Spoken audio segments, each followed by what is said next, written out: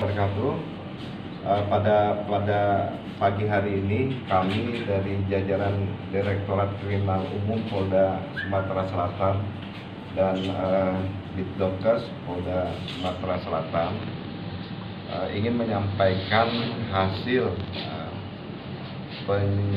penyelidikan yang dilakukan oleh anggota kita terhadap pelaku yang kita duga adalah pelaku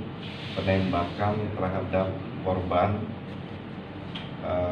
pada bulan Oktober 2019 di Desa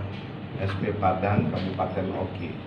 Nah, kebetulan tadi malam anggota kita mendapat informasi bahwa pelaku atas nama Rudi alias Bontet itu berada di Desa SP Padang di dekat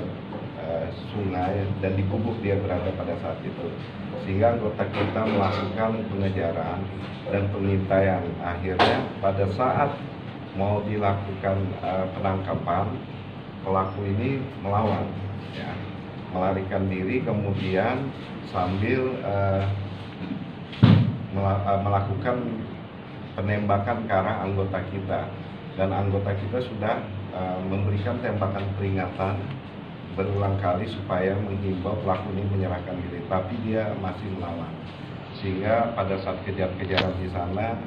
anggota kita melakukan tembakan.